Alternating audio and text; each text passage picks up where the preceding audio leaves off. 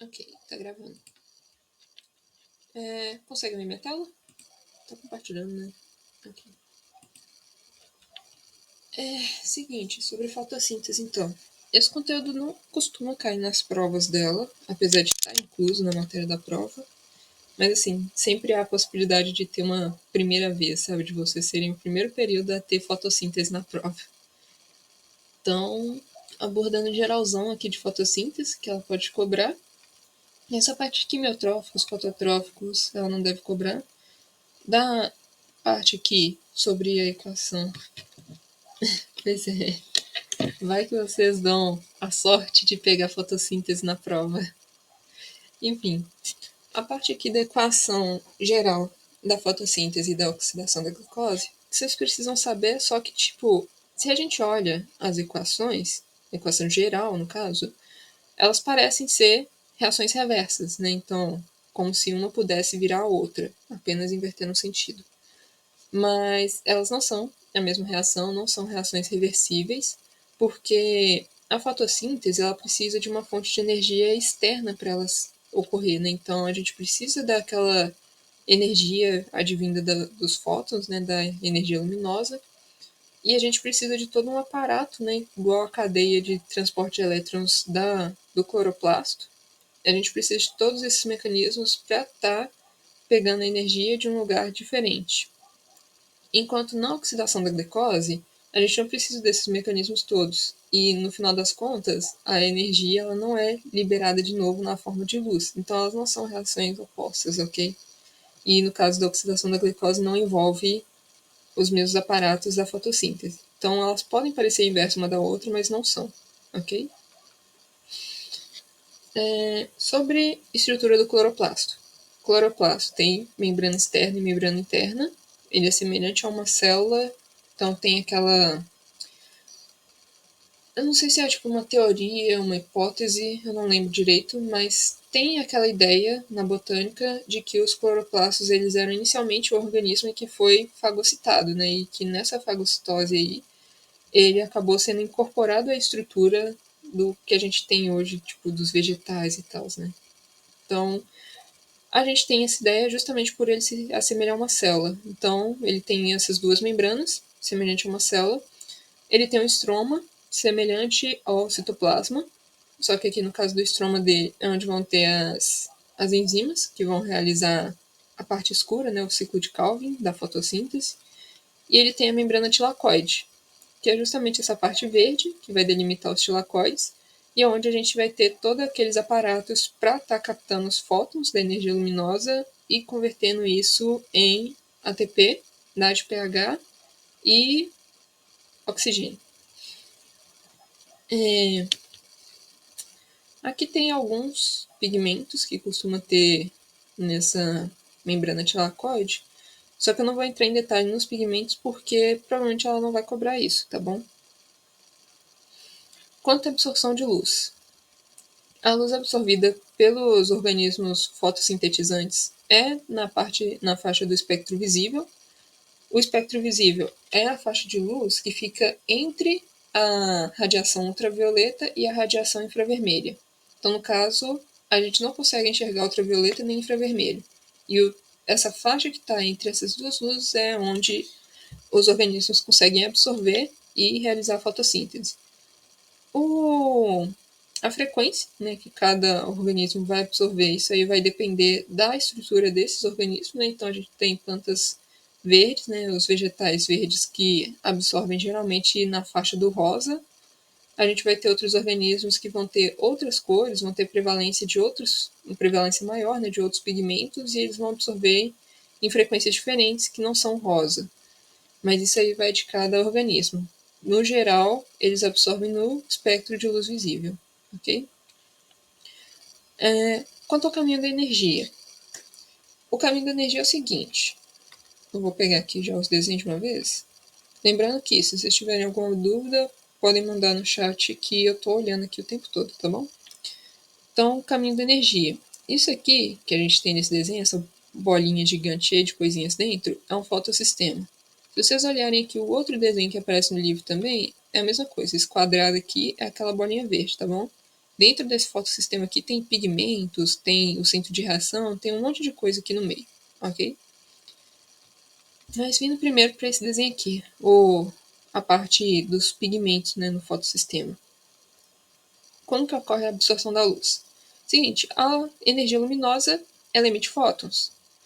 Esses fótons, eles são captados por esses pigmentos, principalmente as clorofilas, mas também tem os outros, né, os carotenoides. E aí, quando esses pigmentos fotossintetizantes absorvem esses fótons, eles vão começar a vibrar, eles vão entrar no estado que a gente chama de estado agitado, né, estado também. E aí eles começam a vibrar.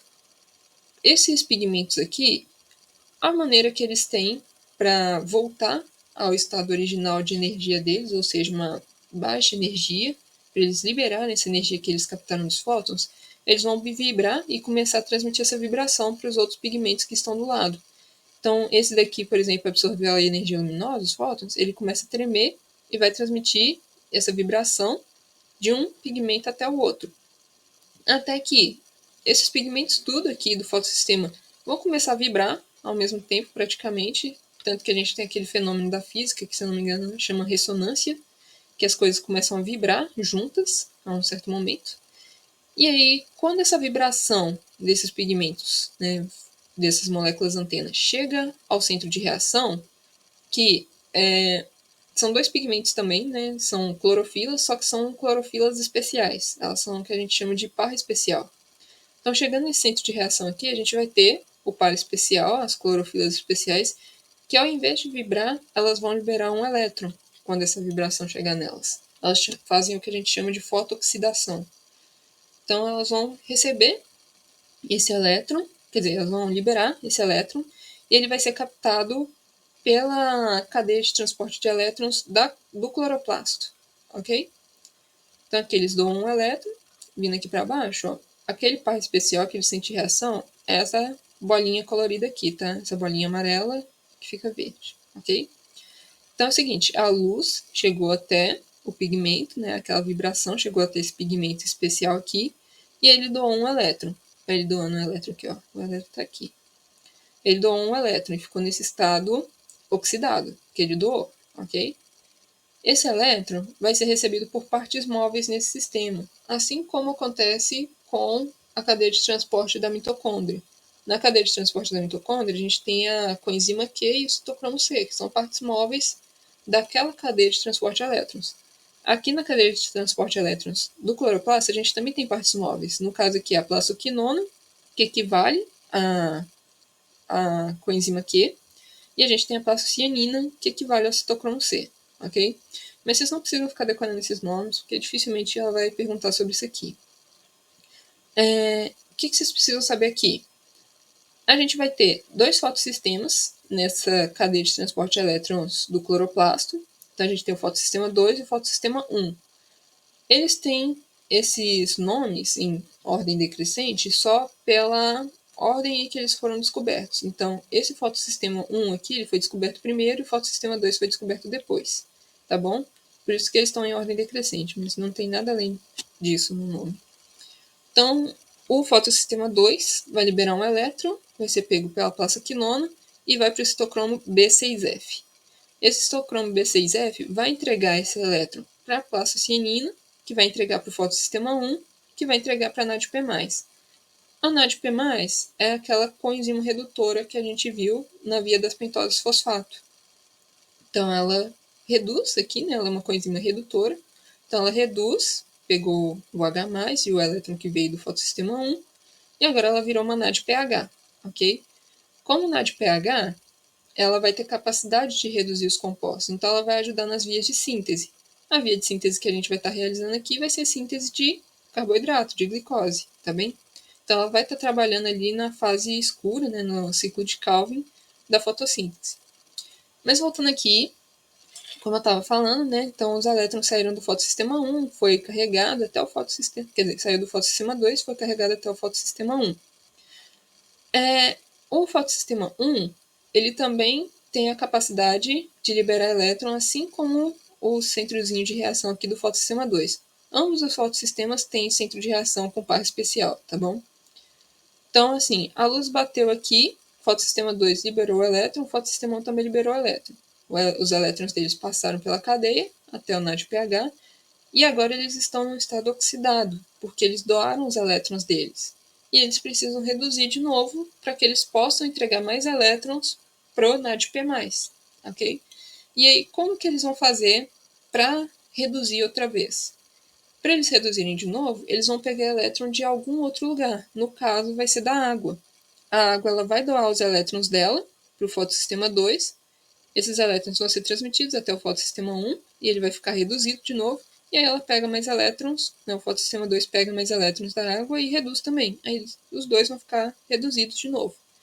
Essa água que doa esse elétron para os fotossistemas reduzirem de novo, ela passa para a forma de oxigênio. Ela libera esse H+, aqui, libera os elétrons e vira uma molécula de O2, ok? Então, nesse processo aqui, até agora, a gente já produziu oxigênio e já produziu NADPH. Assim como a cadeia de transporte de elétrons mitocondrial, a cadeia de transporte de elétrons do cloroplasto, ela também bobeia prótons quando ela recebe os elétrons. Então, esse fotossistema aqui, 2, né, doa os elétrons dele, o fotossistema 1 doa os elétrons dele, quando eles doam, eles bombeiam prótons. Só que aqui, o sentido que os prótons são bombeados é o oposto do que acontece na mitocôndria. Na mitocôndria, a gente vai ter os elétrons sendo bombeados para o espaço intermembranas. Aqui, a gente vai ter eles sendo bombeados para o lúmen do tilacoide, ou seja, né, para a matriz, para o meio do tilacoide. Ok? Então, aqui os elétrons saíram do espaço entre as membranas, né, lá do estroma, e foram bombeados para o lúmen do tilacoide. Ok? Bombeou os prótons, o lúmen do tilacoide vai começar a ficar cheio de prótons, e esses prótons vão voltar para o estroma, da mesma maneira que eles fazem na mitocôndria. Eles vão passar por uma ATP sintase aqui do lado, né, vão passar pela ATP sintase, e essa ATP sintase vai sintetizar ATP conforme os prótons foram atravessando ela. Então, a gente vai ter aqui, nessa fase, a formação de oxigênio, a formação de NADPH e a formação de ATP, ok? Esses três compostos eles vão ser utilizados na segunda fase, né, que é a fase escura, que é chamada erroneamente desse jeito, a gente não deve ficar chamando de fase escura, mas eu estou chamando aqui para facilitar vocês associarem. Então, o ciclo de Calvin, né, ele vai pegar esses compostos da fase clara e vai utilizar eles agora para sintetizar glicose, tá bem? Tá tudo ok até aqui, meninas? Vocês estão conseguindo pegar direitinho?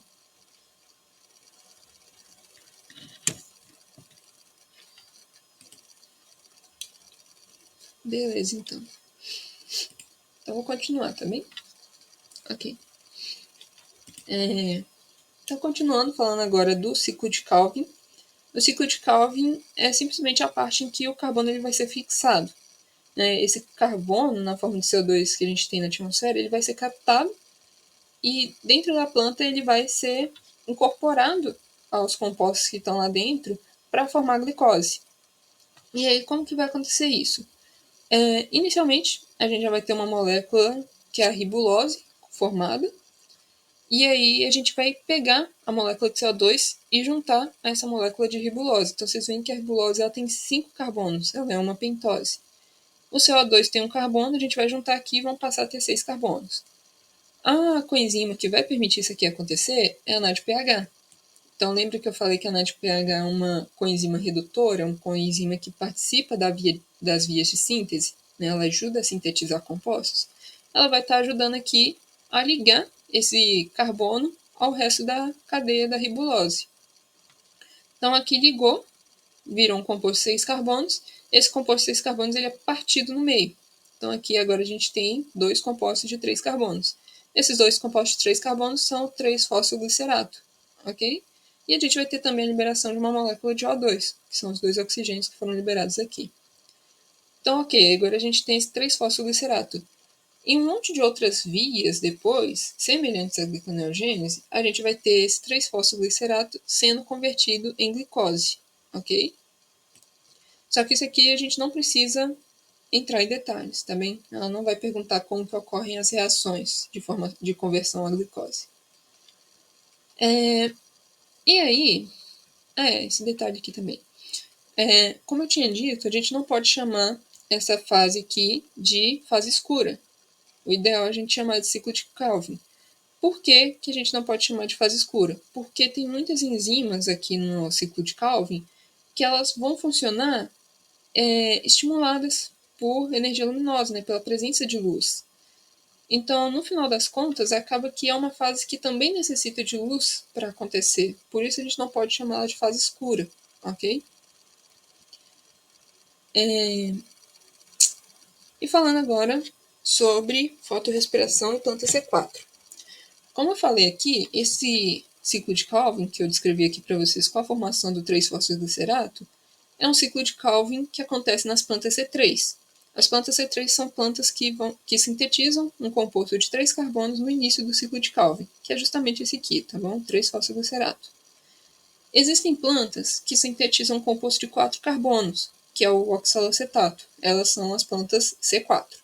Entendeu? C4 é justamente da quantidade de carbonos que elas vão fixar. E aí, por que essas plantas C4 elas sintetizam um composto de 4 carbonos? Acontece que, além da fotossíntese, a gente tem um segundo mecanismo que é a fotorrespiração.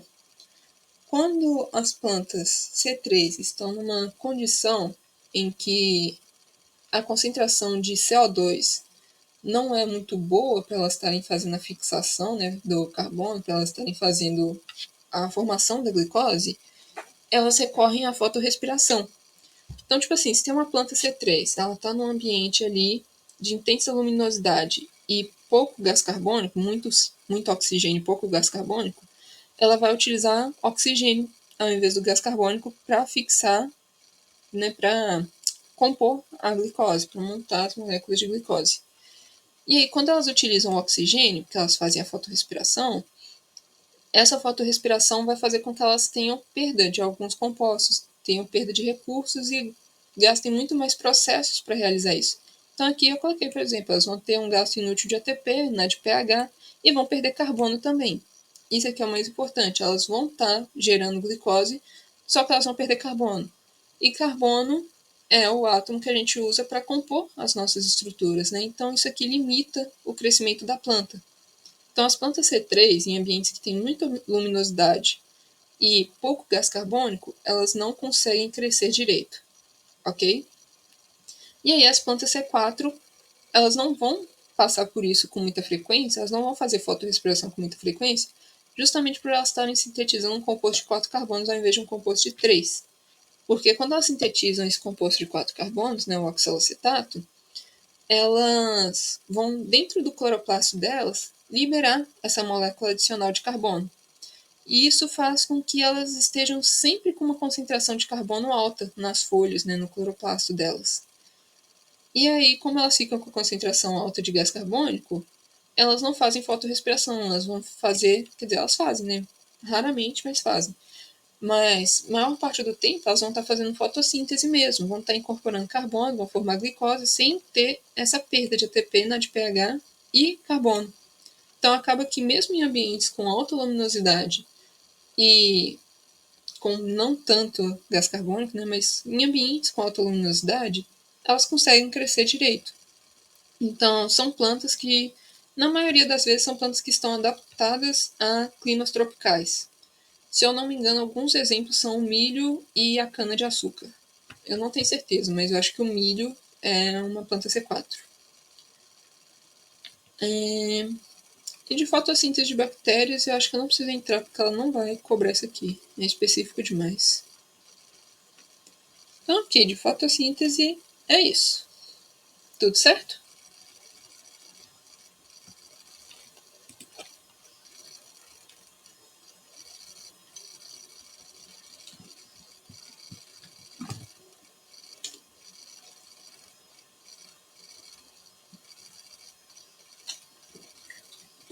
Ok. Querem fazer o exercício ou tirar dúvida de outra parte da matéria?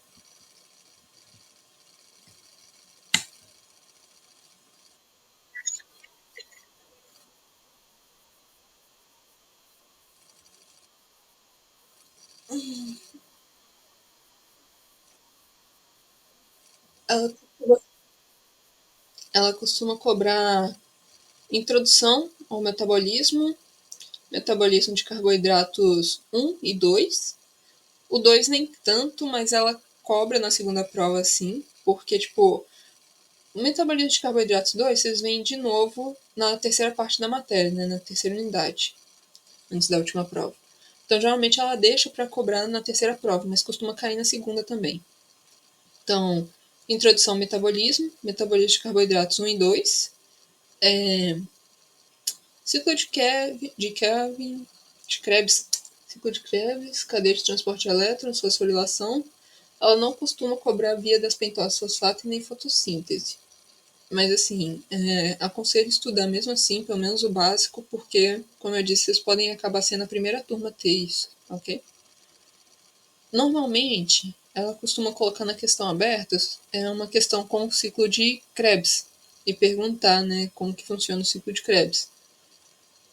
Eu acho que já caiu alguma vez também, estou lembrando aqui agora, acho que em algum período, algum semestre, ela colocou o ciclo do glioxilato. Acho que ela fez perguntas sobre o ciclo do glioxilato. Eu não tenho certeza se ela vai cobrar ele dessa vez, porque ela costuma, tipo, mudar uma coisa ou outra da prova dela, conforme vai passando os semestres. Sobre fermentação? Ok. Vou abrir aqui.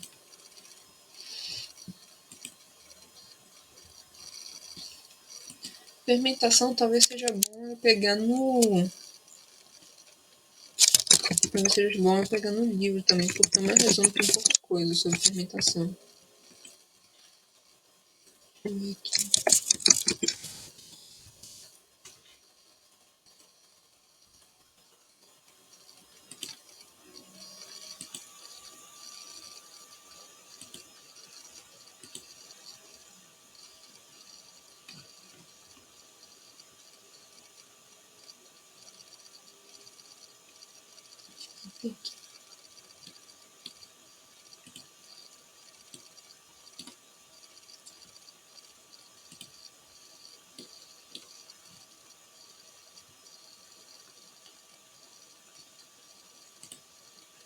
Aqui. Então, em resumo, sobre fermentação, o que vocês precisam saber? A gente tem, né, nós organismos aeróbicos, a gente tem diferentes mecanismos para fazer reoxidação de coenzimas. E isso porque a gente respira o oxigênio, né? Porque a gente tem oxigênio nas nossas células.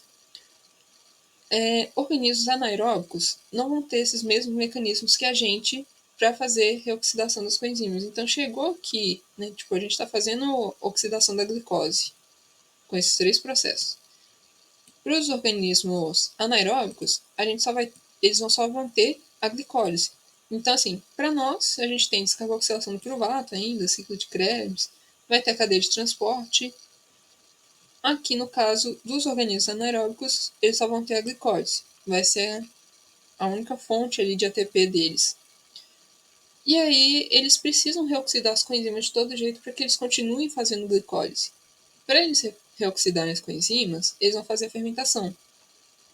Então, na fermentação, basicamente o que vai acontecer é isso aqui, ó. Vou pegar a imagem aqui para vocês verem. A gente vai ter a molécula de piruvato, e essa molécula de piruvato aqui que vai pegar aqueles elétrons e o hidrogênio, né? No caso, os elétrons mesmo. Vai pegar os elétrons das coenzimas e vão reoxidá-las de novo. Então, você vê aqui que a gente tem uma molécula de piruvato. Essa molécula de piruvato, ela vai reagir com NADH, vai pegar um H+, tá vendo? Ela tá pegando duas moléculas de H+, na verdade. Que ela tá pegando os elétrons, os dois elétrons que tem no NADH. E aí o NADH ele vai passar a ser um NAD+. Então é basicamente isso aqui que acontece. O piruvato, na fermentação, o piruvato ele vai servir como o agente reoxidante das coenzimas. Então ele vai reoxidar as coenzimas vão voltar para esse estado aqui delas original, para que elas continuem fazendo glicólise. E no final, o piruvato ele acaba sendo convertido a diferentes compostos. E isso é o que dá o nome à fermentação, ao tipo de fermentação.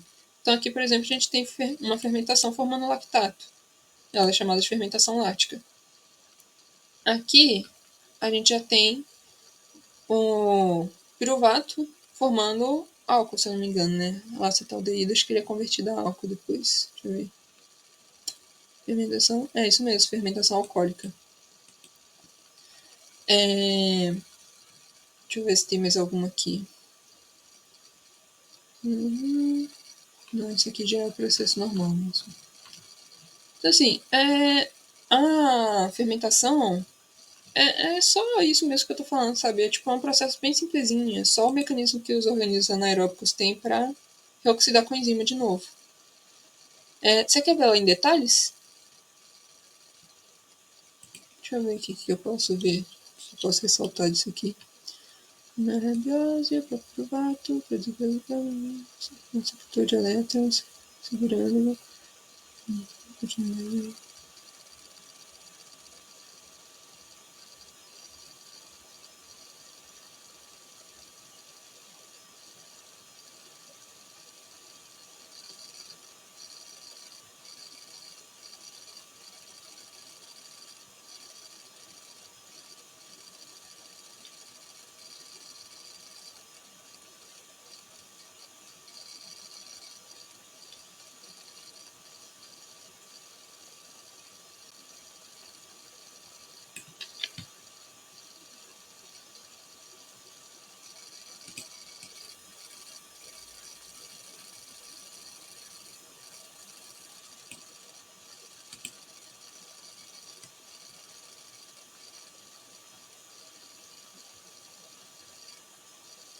Essa parte aqui, eu nem sei se eu coloquei isso no resumo.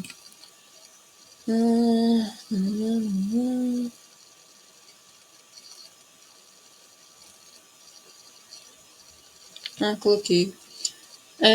Uma coisa que eu sempre esqueço de mencionar é que nós também fazemos fermentação. Só que quando a gente faz, tipo. Quando a gente tá. O que eu posso dizer? Mas, tipo, quando a gente faz exercício anaeróbico mesmo. Então, se a gente está realizando um gasto de energia, né? Se a gente está realizando um metabolismo energético ali sem a presença de oxigênio ou com uma presença baixa, a gente também realiza a fermentação nas nossas células. No caso, algumas em específico, né? Vamos funcionar de realizam contração temporal, oxigênio, não é suficiente, não é. Situação no LH, pelo privado, já é papo.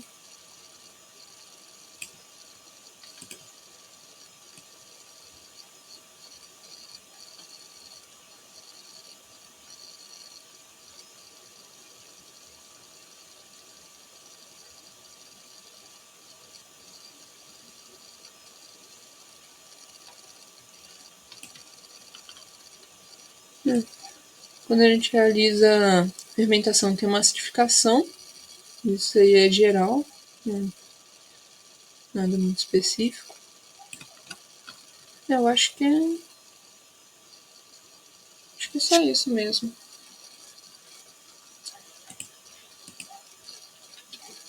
Ok. Tem mais alguma coisa que vocês têm dúvida, gente? Se vocês quiserem fazer o exercício ou ver outro conteúdo, né? Como falei.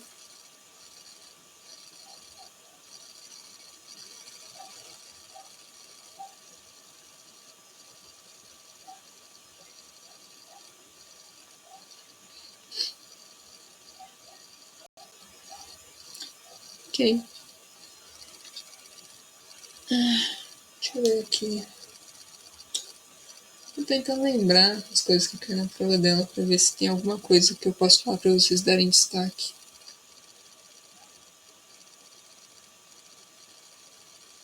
Deixa eu ver se tem alguma coisa anotada aqui.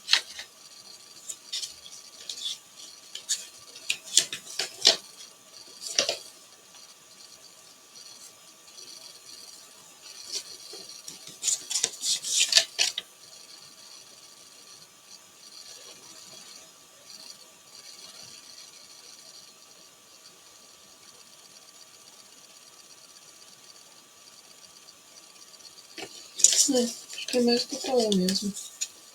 Então, introdução ao metabolismo, metabolismo de carboidratos 1 e 2, cadeia de transporte, ciclo de Krebs, cadeia de transporte, fosforilação oxidativa, e acho que é isso. E o ciclo do glioxilato, que pode cair. Via das pentosas ela nunca cobrou, fotossíntese ela também nunca cobrou.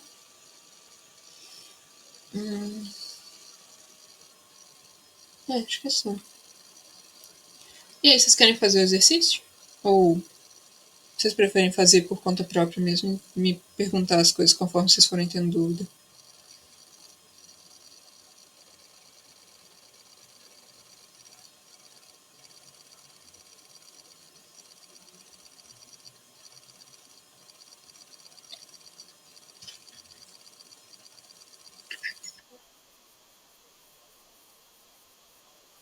Ok.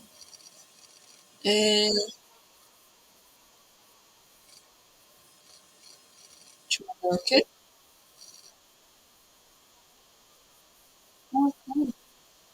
Posso mandar agora quais são.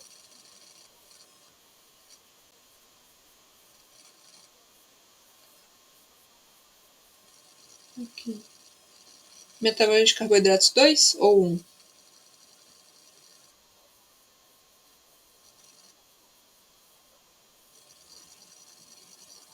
Ok.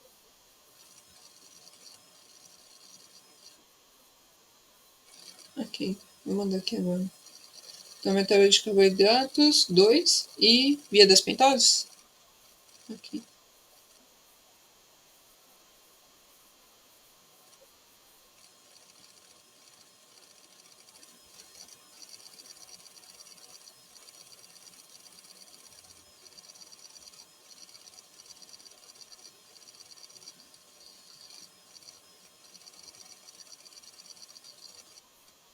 Aí.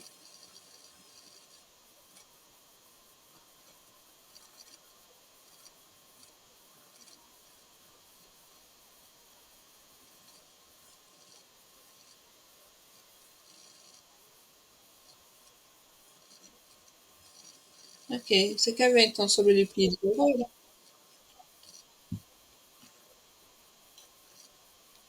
Uhum. É... Lipídios não vai cair nessa prova, tá? Ainda.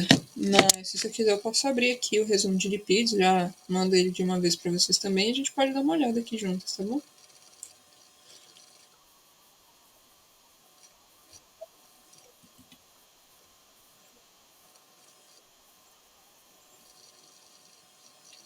Entendi. Eu lembro que o pessoal comentou que vocês já tiveram aula de lipídios, mas assim, é conteúdo da terceira prova, tá? Lipídios não caem na segunda. O que pode cair de lipídios na segunda é só o geralzão, tipo, lipídios podem ter várias funções além da energética, né? Pode servir para gerar energia, pode servir para gerar calor, entendeu? Cai só o geralzão, não cai tipo sobre o metabolismo deles em si.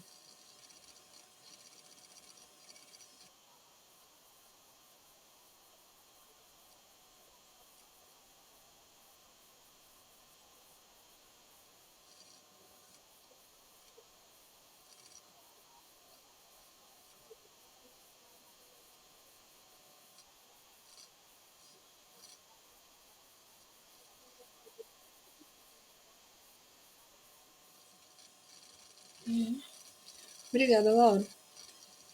Eu vou mutar aqui então e vou continuar na chamada. Aí se vocês quiserem fazer o exercício agora, tipo, já me tirar a dúvida na chamada, vocês podem. Se vocês quiserem fazer o exercício depois e me mandar mensagem, podem também, tá bom?